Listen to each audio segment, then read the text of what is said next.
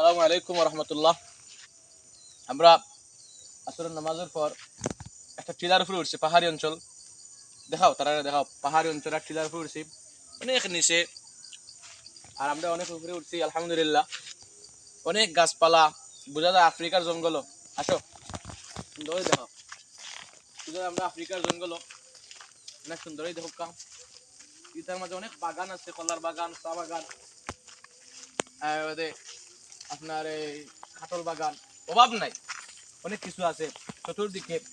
বাগান আর বাগান, গাছের অভাব নাই। প্রাকৃতিক সৌন্দর্য আলহামদুলিল্লাহ। যে কুলাউড়া শহর প্রাকৃতিক সৌন্দর্য অনেক সুন্দর। প্রাকৃতিক যেগুলো গাছপালা আছে, আল্লাহর দেওয়া নিয়ামত, এগুলো অনেক সুন্দর আলহামদুলিল্লাহ।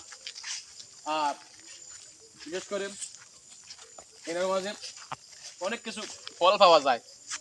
আনারস কইন, কাঁঠাল কইন, কলা, এরপরে আরো অনেক কিছু ফল আছে। বনমুরগি পাওয়া যায়, অনেক কিছু পাওয়া যায় এই জায়গার মাঝে। পাহাড়ি অঞ্চল, অনেক উঁচু টিলা।